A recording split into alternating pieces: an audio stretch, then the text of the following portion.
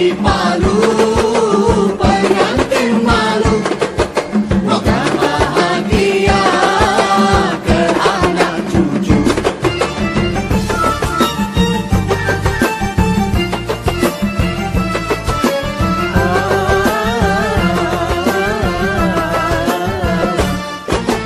Kumpang di Palu, pengantin baru, duduk bersanding tersipu malu. Kumpang di Palu, pengantin malu. Berikutnya, saya minta Bapak dan Ibu untuk diskusi berpasangan. Caranya sederhana saja, tinggal putar balik kursi berhadapan-hadapan. Putar balik kursi berhadapan-hadapan. Ya, tapi jaraknya jangan diperpendek, jaraknya tetap segitu ya. Kursinya saja diputar berhadapan-hadapan. Ya. Nah, kita akan diskusikan tentang impian kita. Anak impian kita. Jadi tidak aku lagi ya, anak impian kita. Yang pertama, sepakati anak seperti apa yang diimpikan.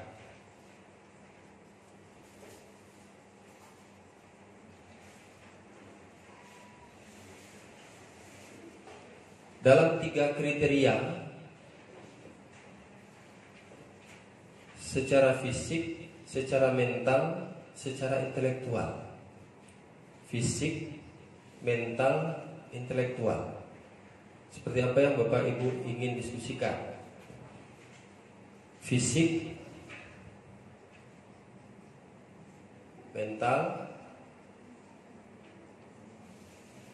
intelektual.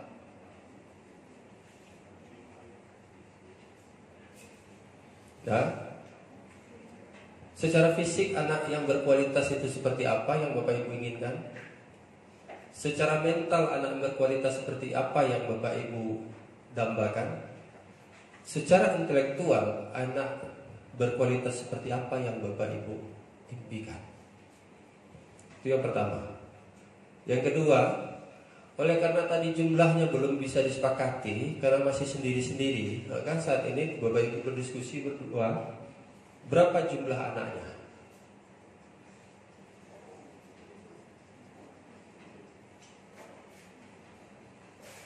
Yang ketiga, jarak.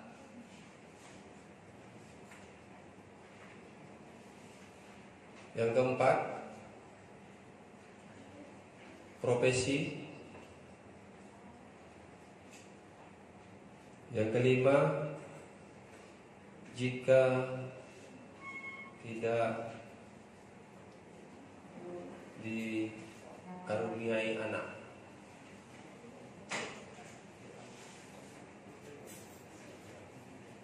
Terus ditutup di bawahnya dengan kami kompak. Ya, waktunya 10 menit. Silakan.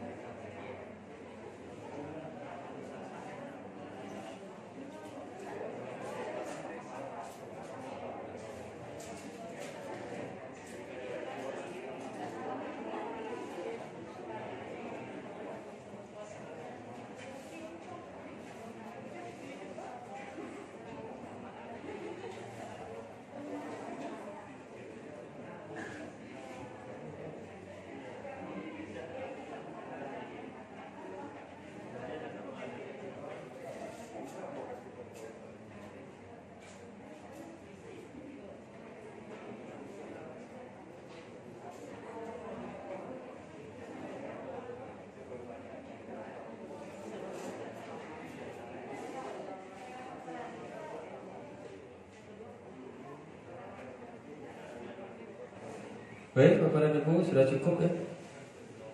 Saya merasa hasil diskusinya sudah disimpulkan. Kalau sudah disimpulkan, kembali pada posisi kita semula. Luruskan kembali duduknya.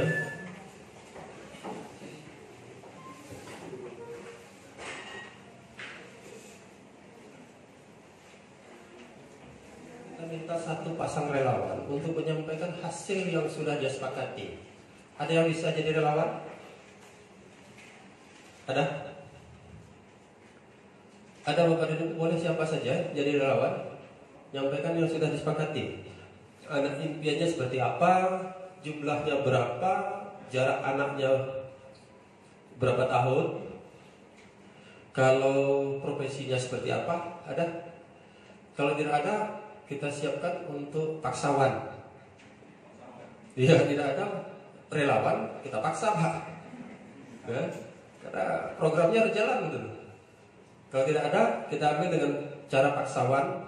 Main bola kertas, saya gulung bolanya, nanti saya lempar kepada salah satu di antara Bapak dan Ibu. Bapak Ibu lempar lagi kepada yang lain, tapi jangan lempar marah ya, udah lempar begitu. Lempar-lemparan, hitungan ke 10, di mana bolanya berhenti, maka pasangan itulah nanti akan menyampaikan hasil yang sudah dia sepakati. Karena tadi di sini kami kompak. Bisa? 1, saya lempar ya. 2, 3, 4, 5, 6, 7, 8, 9, 10, 11, 10. Benar ya? Mana bola terdekat? Mana bolanya terdekat? Belakang ke depan atau belakang? Mana yang bola terdekat? Ini ya. Silakan Pak. Tepuk tangan untuk calon suami istri pengantin baru ini. Silakan Pak. Bolanya terdekat pada Bapak Pak. Silakan. Mana jalannya? Silakan Pak. Nyampaikan itu saja. Ini mic-nya sudah ada. Ini sudah dibersihkan tadi Pak. Sudah steril ya. Sini ya Pak. Boleh sini aja. Ya. Silakan. Ngadapnya ke sana. Perkenalkan diri Bapak. Bismillahirrahmanirrahim. Assalamualaikum warahmatullahi wabarakatuh. Waalaikumsalam warahmatullahi wabarakatuh. Perkenalan, nama saya Izan. Siapa Pak? Izan Pak. Izan ya? Calon istri? Calon istri dia. Dia. Pak Izan, anak yang diimpikan seperti apa? Anak yang kami impikan yang taat agama. Taat ya? Agama. Oke. Secara fisik ada kriteria? Misalnya tampilannya harus seperti Jet Li misalnya. Ada? Tidak ada ya? Fisik relatif Pak. Relatif. Kalau mental gimana? Tegas. Tegas, tegas. Intelektual. Pintar. Cerdas, pintar. Pintar. Jumlah. Jumlah 2 sampai 4. 2 sampai 4. Kalau ibu tadi berapa? 2 sampai 4 ya. 4 berhenti atau 4 sampai lagi? Jarak. Jarak sama 2 sampai 4 tahun. Usia ibu sekarang berapa? Mohon maaf, boleh tanya? 28. Profesinya sudah ada di situ ya. Nah. Ketika tidak dikaruniai keturunan, apa yang akan Bapak Ibu pilih? Hah? adopsi. Adopsi. Adopsi. Adopsi. Sudah dibikin situ kami kompak? Sudah ya. Nanti Bapak dan Ibu difoto, kirim ke Facebook supaya itu diingatkan Bapak setiap tahunnya oleh Facebook. Baik, tepuk tangan untuk kita semua Bapak tadi dulu. Iya, silakan. Terima kasih banyak. Ya. Nah, Facebook itu paling rajin mengingatkan kita Pak. Karena kita lupa ulang tahun kita, rupa-rupanya sudah diingatkan oleh Facebook. Orang yang tahu ulang tahun kita lupa. Terima kasih juga kepada Facebook ya, terlepas dari hal-hal lain yang mungkin ada nilai negatifnya, yang positifnya kita ambil. Baik, kita coba lihat. Anak yang diimpikan adalah anak yang taat, soleh, solehah, sehat, tegas, pintar, cerdas, segala macam sudah Bapak Ibu tulis. Persoalannya sekarang adalah apakah kita merasa punya potensi yang pantas untuk memiliki anak seperti yang kita bayangkan. Kalau sudah, maka insya Allah Bapak dan Ibu akan dapatkan itu. Kalau sudah pantas, maka Bapak Ibu akan dapatkan.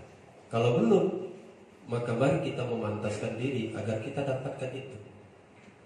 Kenapa ini saya sampaikan kepada Bapak dan Ibu? Bukankah orang tua kita dahulu 30 tahun yang lewat bercita-cita sama tentang diri kita, ingin punya anak yang taat, soleh, solehah. Tapi hari ini, apakah kita sudah jadi anak yang soleh, solehah? Kalau belum, apa sebabnya? Awal tadi sudah saya katakan juga bahwa kita terkadang sering menyuruh orang melakukan sesuatu, tapi kita melakukan sesuatu yang lain.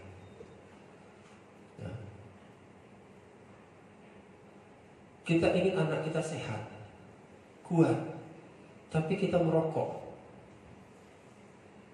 Orang tua kan sering, jangan merokok, nggak boleh merokok, dilarang anak-anaknya merokok, Pak. Tapi faktanya hari ini Bapak rata-rata di sini perokok, ya kan? Siapa di sini yang tak merokok, Pak? 1, 2, 3, 4. Maka insya Allah anak Bapak tidak bakalan jadi perokok. Tapi bagi Bapak-Bapak yang hari ini perokok, maka insya Allah juga kalau Bapak masih merokok, besoknya maka anak Bapak pasti jadi perokok. Bisa saja lebih parah daripada Bapak. Kalau hari ini Bapak mungkin rokoknya kretek, besok rokok anak Bapak ganja. Karena dia turunan, Pak. Nah, bagaimana mungkin kita akan bebas anak kita dari merokok kalau bapaknya merokok? Hari ini, mohon maaf, Bapak dan Ibu tidak familiar dengan Al-Quran. Rata-rata, Pak. Kenapa saya berani katakan rata-rata? Bapak mau marah silakan marah, tak ada masalah. Kenapa saya berani saya katakan itu rata-rata? Karena dari hasil laporan KUA setiap bulannya ke kantor Kementerian Agama yang kita catat terus dan kita laporkan ke pusat, itu dari 100 orang yang menikah calon pengantin, paling hanya 20% yang bisa baca Al-Quran dengan lancar. 10% atau 20% lagi itu terbata-bata. 20% lagi itu tidak bisa. Bahkan ada yang beberapa persen tidak kenal huruf. Apa penyebabnya? Sementara kita tahu kriteria anak soleh dan soleha adalah anak yang dekat dengan Al-Quran salah satunya, Pak. Kriteria anak yang soleh dan soleha, kriterianya salah satu adalah anak yang dekat dengan masjid. Ya. Kenapa bisa ini terjadi? Karena orang tua kita selalu menyuruh kita melakukan sesuatu, tetapi dia melakukan sesuatu yang lain. Kita waktu kecil rata-rata itu disuruh oleh orang tua kita untuk pergi mengaji, ke MDA, ke masjid musola. Tapi coba ingat, sampai hari ini, kapan ya saya terakhir kali mendengar ayah saya baca Al-Quran? Kapan terakhir kali saya mendengar ibu saya baca Al-Quran? Mungkin ada di antara kita bahkan tidak pernah sama sekali mendengar ayah ibu baca Al-Quran. Makanya tidak heran kalau hari ini kita jadi orang yang tidak dekat dan tidak familiar dengan Al-Quran. Bagaimana mungkin Bapak bisa mendapatkan anak soleh dan solehah kalau Bapak tidak familiar dengan Al-Quran? Sehingga Bapak dianggap tidak pantas untuk dapatkan anak soleh dan solehah. Oh, saya ingin memantaskan diri jadi mendapatkan anak yang soleh dan solehah. Bagaimana caranya? Maka mulai hari ini masih ada waktu, Pak. Insya Allah Ibu nikah kapan? 30 Juli. Maka 30 Juli tahun 2022 ibu sudah punya keturunan. Amin. 30 Juli 2022 anak ibu sudah ada, insya Allah. Artinya ada rentang waktu kita 1 tahun untuk menjadi orang tua yang pantas memiliki anak soleh dan solehah. Mulai hari ini Pak ya, bagaimana Bapak dan Ibu berupaya melatih diri, mendidik diri, membiasakan diri agar jadi anak yang soleh-soleha bagi orang tua kita, supaya nanti anak keturunan kita juga meniru kita menjadi anak yang soleh dan soleha. Ada waktu kita untuk latihan tahap awal, latihan tahap dasar selama lebih kurang 1 tahun ke depan. Latihan apa? Jadi kalau kita tidak familiar dengan Al-Quran, mulai-mulailah. Kenapa? Dalam kehidupan kita familiar dengan gadget. Berapa lama kita buka aplikasi WhatsApp dalam 1 hari? Berapa lama kita membuka aplikasi Facebook dalam 1 hari? Berapa lama kita membuka aplikasi browser internet dalam 1 hari? Berapa lama kita membuka durasinya YouTube dalam 1 hari? Padahal handphone gunanya cuma untuk komunikasi seharusnya. Tapi ternyata teknologi itu sekarang berubah menjadi gaya hidup. Bahkan sampai membuat orang sakit mentalnya. Nomophobia. Tidak ada mobil pun fobia. Bahkan tidak terbawa power bank saja dia bisa stres Pak. Berjalan tidak ada power bank, stres. Tak terbawa charger, stres. Nah, apa salahnya kita buka, kan ada Al-Quran digital, baca. Oh, kalau mau YouTube, buka YouTube yang Murotal Quran, putar, konekkan ke LCD mobil kita. Di perjalanan itu kita dengarkan, membiasakan diri, membiasakan diri. Sehingga nanti ketika kita mulai istri hamil kita biasakan, terus anak lahir kita biasakan, anak familiar dengan kalimat-kalimat yang ada dalam Al-Quran, anak familiar dengan bahasa Arab, anak familiar dengan masjid, anak familiar dengan sholat, anak familiar dengan Al-Quran. Kita Pak, latih diri kita dulu, maka insya Allah Bapak bisa pantas dapatkan anak yang soleh dan soleha. Terus sehat fisik. Sehat fisik, nanti kesehatan reproduksi sudah Ibu ya? Sudah ya? Sudah sama dokter kemarin kesehatan reproduksi.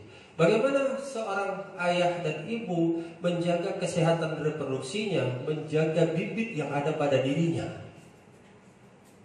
supaya fisik yang nanti kita tanam dalam tubuh istri kita sebagai ladang, misal kumharsul lakum, itu menjadi fisik yang sehat dan kuat. Nah tentunya dalam prinsip, kalau dokter menyarankan kan cuma makanan bergizi, ya kan? Dokter kan itu saja. Makanan harus bergizi, jaga gizi, jaga gizi, jaga gizi, jaga nutrisi, ya jaga ini segala macam. Ya kaitannya adalah zahir. Batiniahnya apa? Batiniahnya dalam Islam, setiap yang kita konsumsi haruslah halalan thayyib.